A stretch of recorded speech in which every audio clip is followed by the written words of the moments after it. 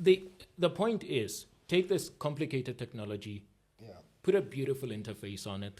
Make it simple to use. Make it super easy to use. Upload your CV. It goes and reads your CV. You don't have to type it again. It decides what roles you can get based on what's on your CV. It goes and applies for you in the background.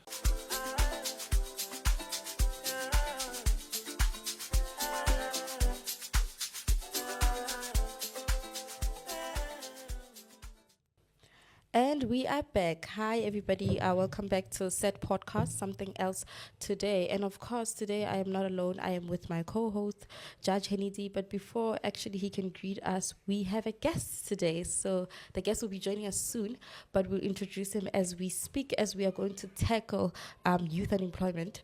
In the first quarter of 2025, South Africa's youth unemployment rate has reached 46.1%, a rise from 44.6% in the fourth quarter of 2024. This is an increase in youth joblessness and is a cause for concern. So yeah, but we are definitely going to get into that. But of course, I'm with my co-host, the one and only Judge Hennedy. How you doing, guys? Your unemployment is a serious problem. We also have our guests in the background, Judy and AC. How you guys doing today? Hi. He's the ghost. Ghost, not ghost. You guys are also guests. So many guests. I got a ghost too. Okay, ghost. How you guys doing? No, the devil will be represented today. The devil's advocate is here. So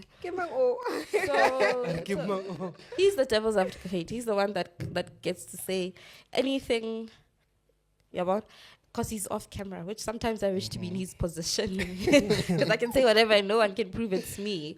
So guys, what are your thoughts on unemployment? Is it something that you see a lot? Is it something that is on the like making crime rates on the rise? You know, we need to be talking about that. And we know, as a Set Podcast, we are also about spreading information that can actually help you.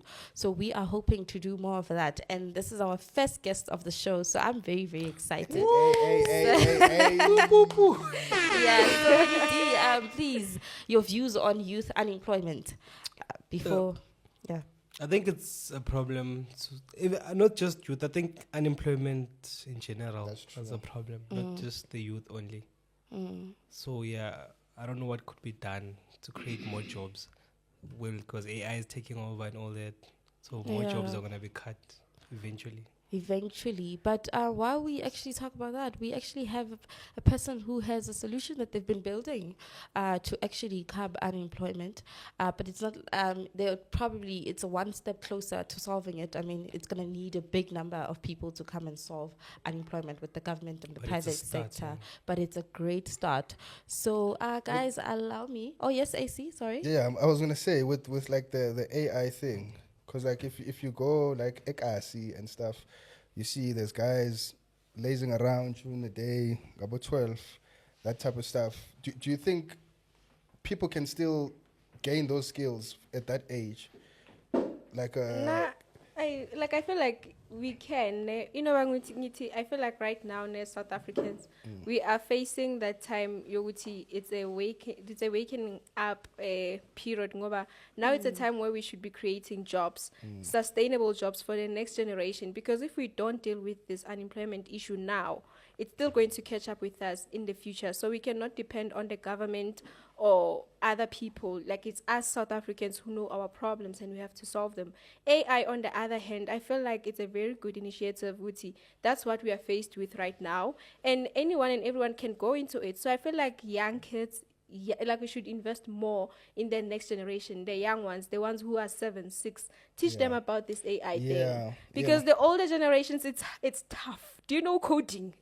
That's exactly what I'm saying. Like, no. If like I'm 30 years old and I've been unemployed for like maybe 10 years, maybe I've never even worked. Yeah. Can I then just start and get into coding at that age? I don't know. We'll find out with our guest. With the guest, maybe he will tell us how these people can squeeze in this.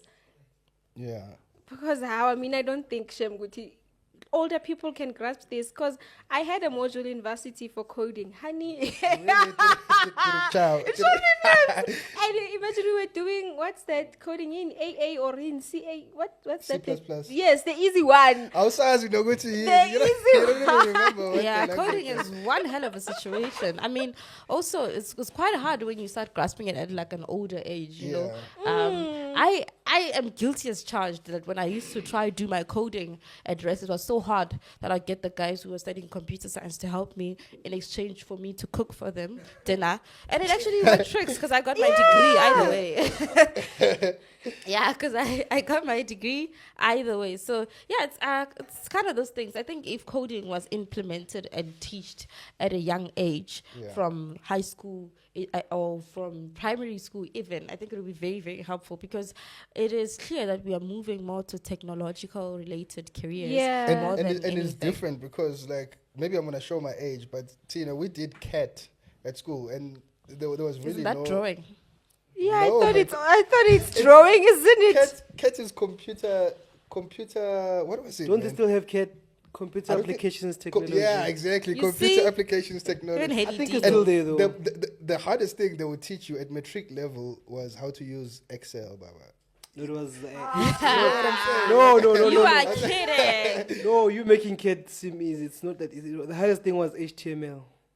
Oh yeah, Bit of yeah, coding, okay, yeah. bit no, of yeah, coding. I we think did a those bit are of old, but HTML. of course, let us introduce our guest, Mr. James Baloyi, the founder of MagicCV. So, guys, let's welcome him. Bow, We bow, do bow, have- bow, bow. Amen, amen. How are you doing? Amazing. MagicCV is the product. The company is the digital works company of Centurion. Oh, Yeah, yes. building multiple solutions, but MagicCV is the main one. It's probably the most important solution that we've worked on in the past 3 years. Where are you guys based? Are you remote or are you working at? Fully remote. It's an international company. 2-3 developers, depending on the need. Some in the US and one in the UK. Okay, that's lovely. And also you in South Africa. We are South Africa, not in the RSA. Okay. Yeah. God, lifting the Proudly South Yay! African. It's a very South African solution. Yes, that's amazing. So what inspired you to actually start MagicCV, to build MagicCV? Let's talk about that product that your company has built.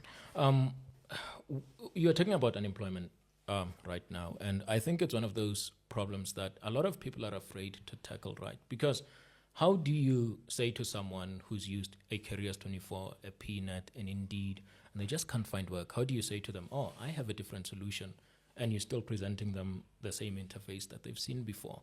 You're still saying to them, upload your CV, and then type it again, and then this is a list that you have to search through, and then click apply. We live in a country where people still can't afford data. 5 gigs of data for one person, that can make a world of difference. And even past that, how do you get someone to an interview after they've gone through this entire process and they've spent all this money? And with MagicCV, the solution is, how do we take this technology, AI, right? This inciting technology, this revolutionary technology, to be honest, and how do you make it accessible to the masses? How do you make it accessible to someone who doesn't care about AI, right? MagicCV, as much as it uses AI a lot in the background, it's made for people who just don't want to hear about AI. People who- Seriously? Yeah, the point is, take this complicated technology, Yeah, put a beautiful interface on it, make it simple to use. make it super easy to use, upload your CV, it goes and reads your CV. You don't have to type it again. It decides what roles you can get based on what's on your CV. It goes and applies for you in the background. So while I'm podcasting now, it's probably looking for a job for me, right? So how do you take something as complicated as that, condense it down, and make it easily digestible for the next person, someone who just doesn't want to spend 20 hours a day applying for jobs? Someone who doesn't That have must all the have been data. it might have taken a lot of iterations to actually get to that solution. So what are the challenges or setbacks that you've actually seen while you're trying to actually build MagicCV? The biggest issue is always going to be AI is expensive to run. So there's what are called foundational models, right? So that's your ChatGPT, basically your GPT-4, your DeepSeek, and all these things. So referencing these models can get very expensive. So when MagicCV blew up for the first time in February, I remember it was the 3rd, we ran an ad and just went crazy. We went from 16 users in the past 16 days to the first 5,000 users by midnight. Hey, look, That was insane. we need that ad campaign for the podcast. Yeah. You know, that was absolutely insane. And I remember running the campaign with Kabelo Manyiki. The guy is a great creator, right? He's on TikTok. Follow him. He's amazing. The guy is absolutely amazing when it comes to these things. He knows how to communicate these things to users. And people came. People came in droves. But what also came were emails. I think I was getting an email probably every hour with a bank deduction from OpenAI. That's beautiful almost. No, No, it's a deduction. It's a bank deduction. You know? There's nothing. There was nothing beautiful about it. I didn't sleep that night because there's so many CVs that are being processed through the system. And I remember talking to some of the people that I discussed it with when I was building it. And I said, the aim here is to get to like 50 automatic applications per week. If we can do that within the first 6 months, that's a massive W, right? Right now, we have 40,000 users. It's 4 months later. And we're 13,000, 14,000 interviews in. So people have gotten plenty of interviews. I think the big tragedy with MagicCV is that because of how it works in the background, we apply for you, and some companies reach out to you directly. A lot of people got phone calls and just had no idea that it had anything to do with MagicCV. Oh, So- wow. That's amazing. Yeah, but obviously there are going to be challenges. Cost is just one of them. Communicating this to users, some people are like, what do you mean it applies for me?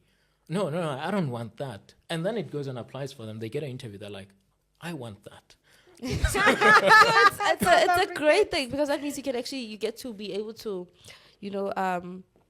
change users' mind, which is a great thing. I work in the UX and the UI space, so that means the experience is valuable to them.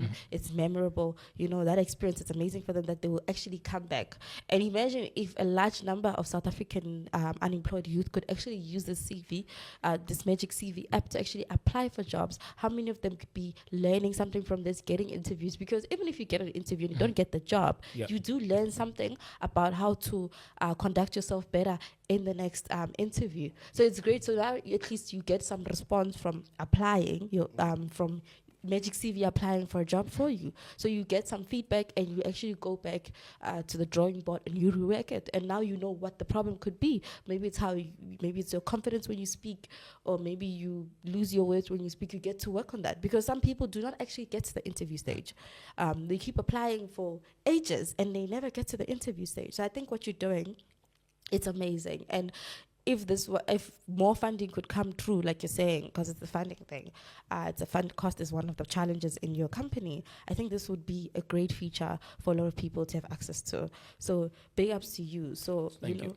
So speaking about the cost stuff, why were you guys getting charged by OpenAI? Is the technology based on the OpenAI model? Yeah, we were using what's called GPT-4 4.0. Which is one of the more expensive models. And the reason why we went with that was it's reliable, right? You upload your CV, it returns a bunch of jobs. At the time, we were returning 5 potential roles for you. We cut that down to 4, and that cut costs by like 20%. So if we bring it down to 3, that's 40% of the original costs down the drain. But as with time and as with anything else, we're like, this is not sustainable. We cannot constantly keep paying OpenAI. Yeah. So we built an AI infrastructure around it based on open models like DeepSeek. We just upgraded to DeepSeek V3. So we host our own models now. The biggest cost is that it's no longer the cost of inference. It's now the cost of hosting and the cost of managing users, which is something that we're managing by just not advertising as much and not having a lot of people coming through with a lot of CVs all at the same time. But for it to grow, you need more people. So how can you say that you don't want more people anymore? I mean, it's to manage you don't costs. want to market anymore. No, I know hard. it sounds silly, right? Yeah. You have an app, you need to get to 1 million users. No one's going to invest in an app that's been stuck at 5,000 users for 10 years. Yeah. Yes. But you also don't need 10 million users coming in all at the same time. Correct. Because when that happens, that puts a lot of strain on the resources you have. So we're trying to manage it. We do have users coming in. We're never, ever going to take it offline. The current version of MagicCV, as you see it, we are working on MagicCV 2.0. We call it a jobs browser. The current version is going to remain MagicCV Lite. It's always going to be free. It's always going to be available. And just as it's fast right now, it's going to be fast as it is 5 years down the line. And we're never going to say to someone looking for work, give us money for us to find you work. I wanted to understand, how do you make money from this? Because you said that they deducted money. So I didn't understand the deduction part. And then how are you going to gain that money back? Right now, the business model is twofold, right? On the one hand, we're building a business solution. It's called Kira. You can check it out, kira.co.za. Business is already signing up. Yeah. And what we're doing is, as much as finding a job is difficult, as someone who's been on the other side of the hiring table, of the interview table, finding really, really good candidates is also really, really difficult. And it just so happens that the technology we built for MagicCV is also great at helping companies find those ideal candidates in a stack of 1,000 CVs. This means for people looking for work out there, I know the thought is, now they're automating. That means no person is ever going to see my CV. No, this means we've created a two-part system where we optimize your CV for applications and we also optimize the employers for easier hiring. So what would have been a 2-3 month hiring process going through 1,000 CVs manually becomes 3-4 clicks of a button, and then you have your top 10 list of candidates. Oh, yes. So beautiful. So then the company is the one that subscribed to the companies the Magic. So it's more like you're taking money from people who have it and using it for the people who don't have it, which is a great strategy. For companies who are thinking of subscribing, we're not doing that. for users, we are doing that. That's great. Sorry, guys. That is not what I'm trying to say. But it's more like, of course, if the companies keep investing, then the business keeps growing and everybody gets help. Everybody is happy. Yeah. So I think it's a great business model if you look at it, and how you even spoke about how you promoted your app via a TikTok user, and out of the blue you got 5,000 brand new users. I think that's amazing. And also we are also gonna do that promotion for you as well. Thank you. For MagicCV. That's why we also brought you here. So it's gonna be on all social media platforms. So everybody who's listening to this interview, please download MagicCV, especially if you're looking for work, because even though AI might be taking jobs, but AI is creating something great. Oh, you guys have a mobile app as well? Amen. Yes, it's a mobile app. We're a mobile app first, but before we close off.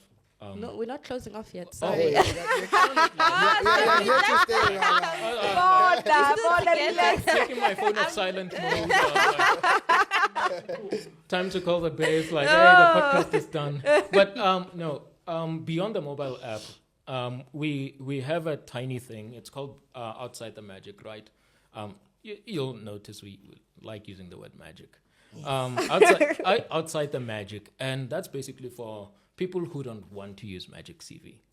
And on our website, you'll see there's a little tab called CV Guide. So if you go on there, it's going to give you tips on how to optimize your CV for MagicCV. But that's also applicable for when you just don't want to use MagicCV. Okay. You just want to figure out the best way to write your CV. Yeah. That's not it. That's not everything. We have little magic, the little pop-up that comes up on our website. Yeah. Can click on that, give it your CV. It's going to tell you what's wrong with your CV and what you can do to fix it. Wow. So it's a free CV analysis tool. Yes. Yeah.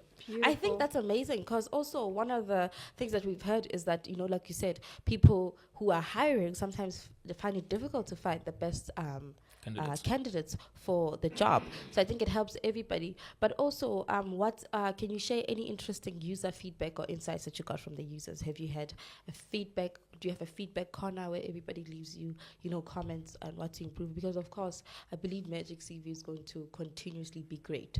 So it can be the greatest. So it starts, like you said, we start now with the users we have and they build gradually. So yes, can you tell us about that? Feedback at magiccv.co.za.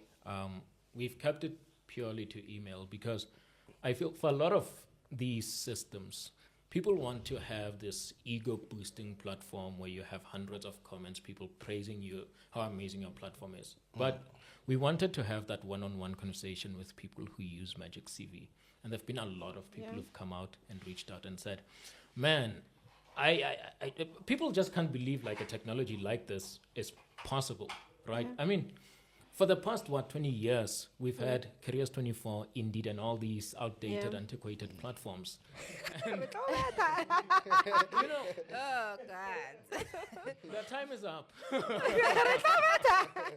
MagicCV is here, and it's here to take over. So you have a privatized, user feedback platform where you can actually We have our send emails, yeah. Yes, okay. But what happens when someone is new to this thing? Like someone, like you want to change someone's mind, right?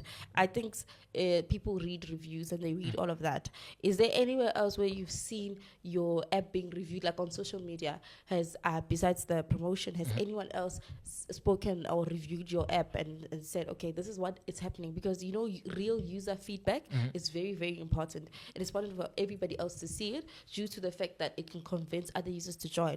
Like if, for example, I go to a shop and they tell me in that shop the service is terrible, I'll be very skeptical to go to the shop, and I'm not likely to go to the shop. But if someone says, oh my God, if you go to that shop, buy one get one free, I'll go there running. Tell me You get about what the I'm free saying? stuff. So is there any other way, like on the App Store, where the feedback is actually the way you can't control the feedback?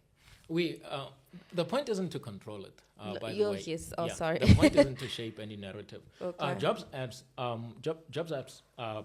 in general, get pretty terrible reviews, right? For example, the Careers 24 app on the App Store, I think has like a star rating of 1.3, which, I mean, I don't know what they could have done, but maybe just being bad. That's enough. But average is double that. So we do have reviews on the App Store. We do have reviews on the Google Play Store. I was going to say we have reviews on the Huawei app gallery, but, Huawei users just pirated the app. I think there's like 2,000 devices that we just don't recognize, and they're like... Oh, they just get the APK. And Oh. So, like, so some users pirate the app, but it's coming soon. I don't want to say when. I don't want to commit because Huawei systems can be... Tricky, yes. Can be tricky to navigate, but... Yeah, we do have those reviews that you can look at. We do have the ratings that you can look at. So I have an uncle, no? And my uncle, when he buys on Take a Lot, he doesn't enter his card details. He doesn't put or anywhere on Amazon. He doesn't put his card details. He doesn't want his information online. He's scared people are gonna track him. When he leaves the house, he turns off the location on his phone, so that I'm glad the he's phone male. company, that doesn't track his movements wherever he's going.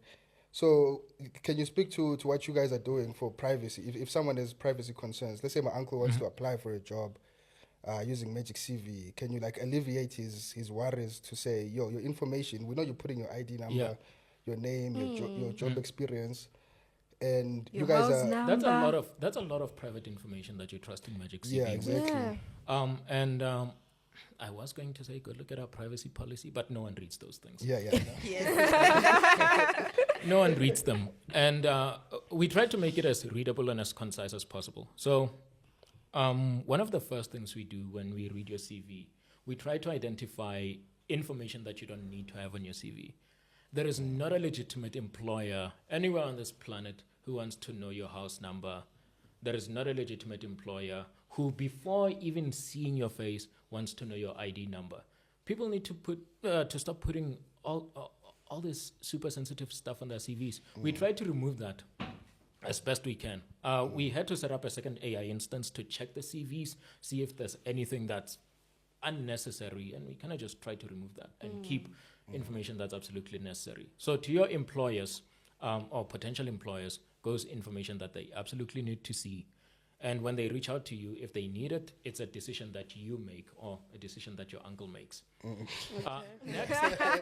Next, one of the craziest things that people find this hilarious, especially when we go out and consider looking for money. People find it hilarious that we don't know our users.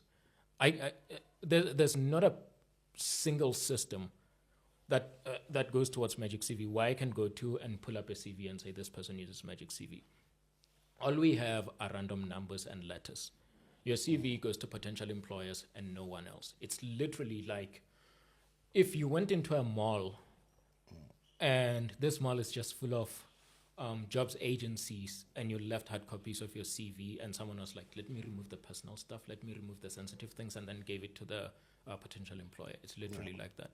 We don't know who's using our app, aside from the people who email us. I wanted to challenge what you said about the address thing.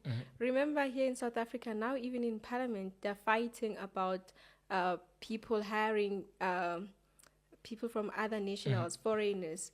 So how are you going to know Guti, this person is really South African? Should they get the role, the job that they're applying for? Remember, also with companies, I think they do background checks. Remember, they ask for certain things as they onboard you, because they don't just look at your CV and be like, okay, we like you, we give you an interview, and you're hired.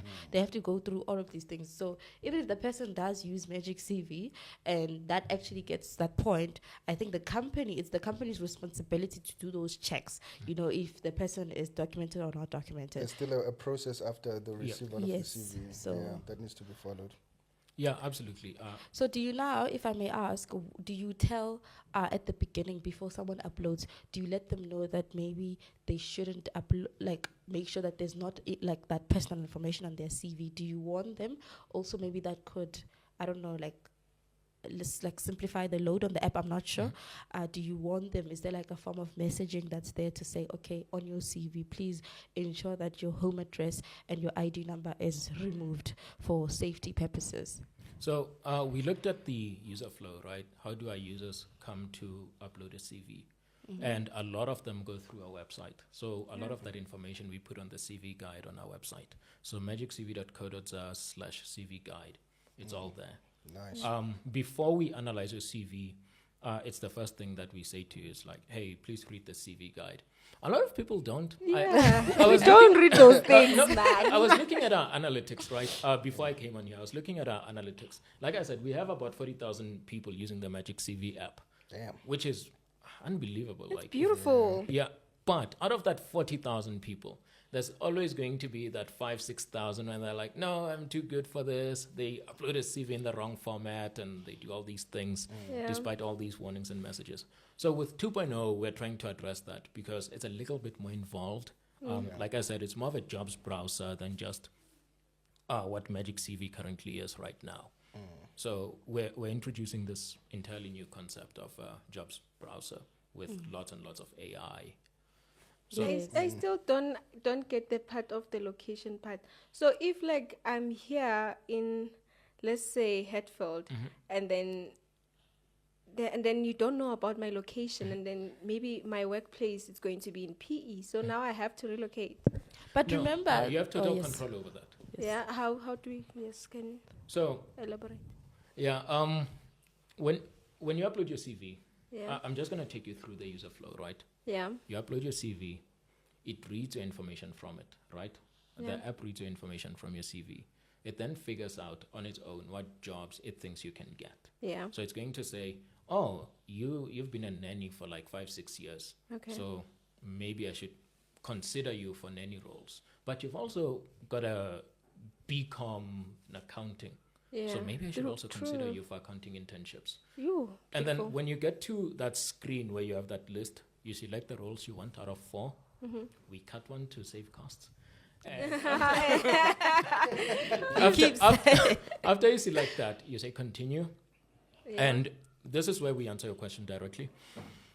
We then ask you, where do you want to work?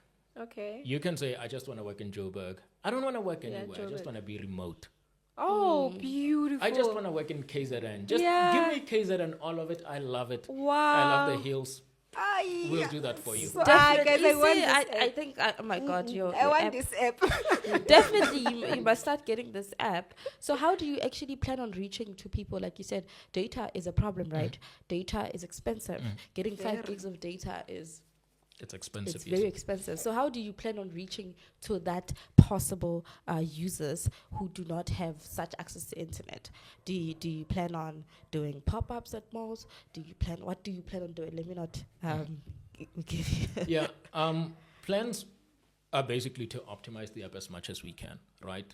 Right now, it's fairly small as it is. It's less than 20 megabytes to install on both Android and iOS, and that was intentional. Okay. The background, the colorful background you see on there, usually apps would just put a picture on there and it's like it's done.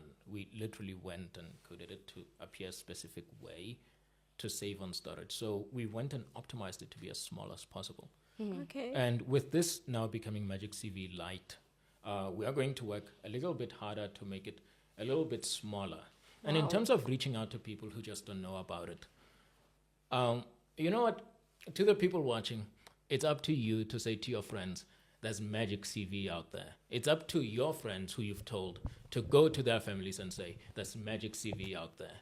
I believe we've built a product that's more of a utility than some app like, you know. Yeah. Yes. Yeah. Can leave it right there. Than some app like Peanut. So for people who are on the App Store and trying to download it, can you like give them a visual description of what the logo or the app is going to look like on the App Store, so they know they're getting the correct one? Sure. MagicCV has a distinctive logo. It's a pixelated M with a white border, blue stuff, some purple pixels in there too. So some gradient. I'm actually looking at it. It's some gradient, and there is only MagicCV. There's only one MagicCV online, so it is MagicCV, which is one word. Yeah. So I'm looking at it now with the I gradient. think you can show it to the camera. Our producer said you should show it to the camera. I was trying to get it. Do you have it on your phone where you can show it in much more better? Absolutely. I think he will show it. Please help my phone us. doesn't recognize my face at the moment, guys. It's not you. Yeah, it's not recognizing it. Sure. Think. Okay, so right now, oh gosh. You my- can pass it camera. to me? Yeah, I think it.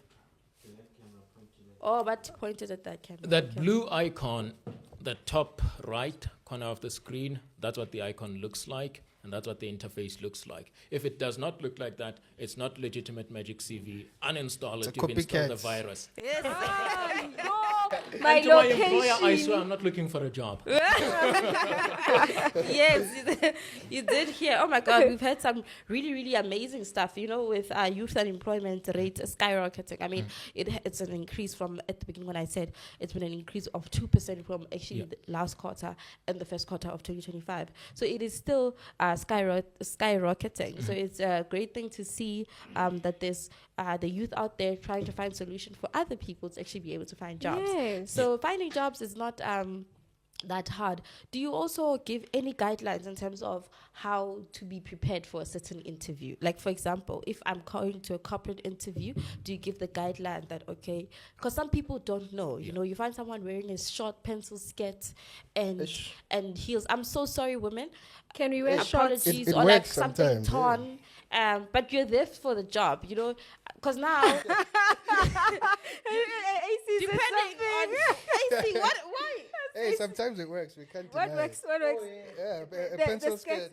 Yeah, But the I'm short not pencil saying there's skirts. anything wrong with the Yeah. pencil skirt. But I you're went- trying to go there to get a job. Like, do you give them like tips? For example, if I'm trying to get a job in a certain space, how I dress sometimes is important. Unfortunately, that's the reality, right? You can't come wearing a hoodie to that interview as if you are the CEO of Facebook or something. You can't do that. You're not there yet, so you need to show some form of respect when you go to that interview. Do you guys provide those tips on how to dress for the interview, how to behave at the interview, what keywords to look at, you know, what to research on for the interview? Or is that something that's in the future plans? That's something that's coming. But I feel like technology can help with a lot of things, right? But then there's some things are just human. Technology can't solve, for example, your dress preference and all. And I know how that sounds. You can't technology your way into acing an interview, right? The information is out there already.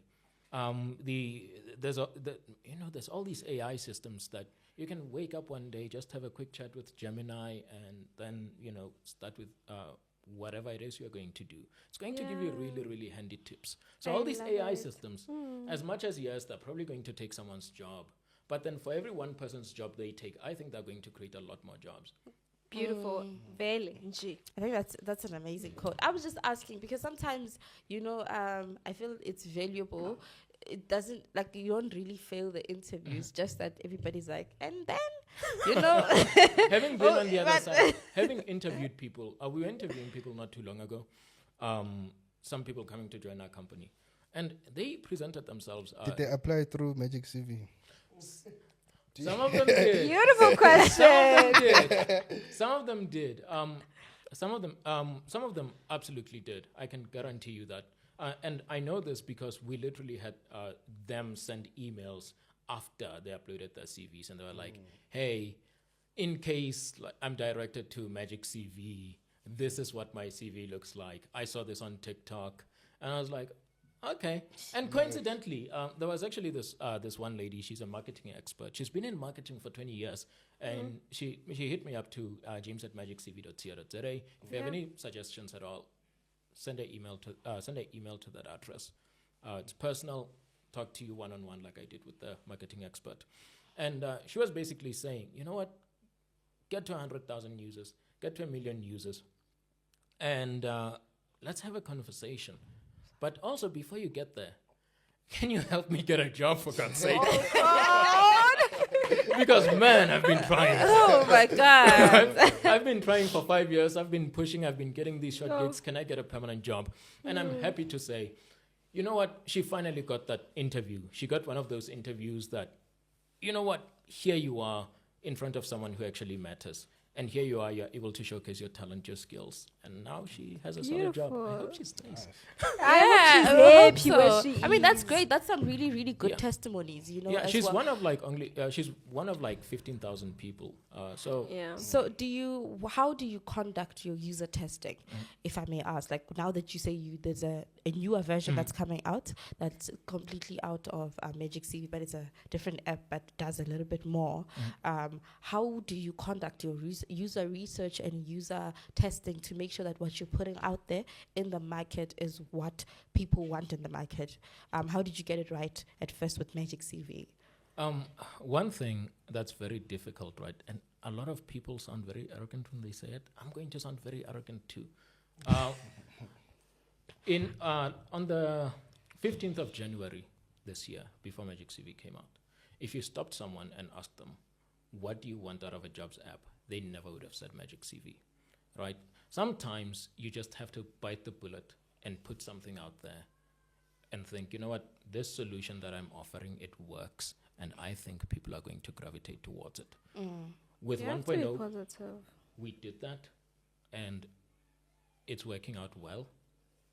With 2.0, we're looking at users of 1.0. These are people we call power users, right? People who keep coming back, people who read the blogs, and people who interact with the TikTok. There's people who message us on TikTok like, "Oh man, I wish it could do this, this, and that." So we pull them in. We have 8 or 9 seats left. We're trying to fill 100 seats of testers, and we're just going to get feedback from them. We're going to interact with them, see what features are working the way they should and what features aren't. Wow. Guys, hit them up. Did you hear? Did you hear there's 8 or 9 seats left for user testing? MagicCV_app on TikTok. Yes. You'll know it because my face is just all over the thing. So you did hear. Like on a technical level, when I submit my CV, are you presenting it to the receiving company as the CV that I submitted, or are you getting the information? Are you going into my CV, grabbing some information, and then filling in forms that are already at the company side to tailor it to what they want to see?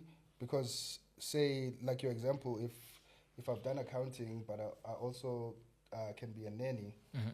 If I'm applying to a nanny's job, there's some hobbies that I don't want to include there. I want to tailor them to the actual job that I'm applying to, and I'm gonna include different things when I'm applying to an accounting company. Yeah. So do you guys go into the CV and grab some information, or do you submit the CV as is? So when you upload your CV, it never leaves your phone. only the contents of your CV leave your phone. Okay. So we only take that. Also, and you analyze the data inside the CV. yeah, the PDF. No, you can keep that. Yeah. You can keep that as a souvenir for when looking for work was terrible. So we take the text and we send it through to our servers, and DeepSeek does a wonderful job on that thing. Okay, that's actually amazing. So we do hope you tell your friend about MagicCV. But guys, before we actually think of closing, do you guys have any additional questions, or do you have any additional information for us that you'd like to share with us? Sure. MagicCV 2.0 is probably the next logical step in job seeking, right? With MagicCV 1.0, it does your busy work for you. We go and search for work for you. With 2.0, we still do that, and we still want you to be at the driver's seat. This is for people who are very particular about what careers they want to be in, and they just don't feel comfortable with the machine just, finding them any job, right? These are people who are deep into their next career move. Could be a software engineer, a UI designer, could be an accountant who's been in the business for a long time and they really, really want to get into KPMG. 2.0 is for you. And we really hope to see you guys on the internet. We hope to see you guys. Yes, and you said there will be a subscription for 2.0, right? Absolutely. So I think that's the right target markets to pay. Less a subscription How much are and we more talking? once-off cost of 49 Rand. Oh, once off 49 cost. once-off. Yeah. Wow. Do you actually plan on making the app data free, or is it just like the 1.0 banking? 1.0 is going to get to a point where even if we can't get it data free, right? Right now, 1.0 as it is, outside of installing it, doing the entire process of getting your CV and getting you like 5 or 6 interviews, it takes less than 500 kilobytes of data. Kilobytes. Wow. Kilobytes. That's wow. small. A lot of the processing is done on the server. Wow, beautiful. So if you want to see how much data MagicCV is going to eat, a lot of people can actually easily see this. Look at the size of your CV PDF. Go copy the text in it, paste it in a TXT program. It could be Notepad, and then save that. In most use cases, it's less than 10 kilobytes. It's probably 5 kilobytes. So we barely use any data. So to those who are wondering, it's actually less than 1 megabyte yeah. to actually do the whole process of trying to find a job. And we have 4 jobs to choose from that you can actually apply. So that is amazing, guys. Anything else to add before we close? On the question we're asking, well, this is not just for you, James. This is for everyone now. Do you think a 32-year-old person who has been unemployed and has no IT background, no software knowledge, can still be able to learn how to code? Absolutely. AI, again, is a really, really good answer to these problems. Like I said, what MagicCV does, we take AI and we package it in a way that it's easy for people to use.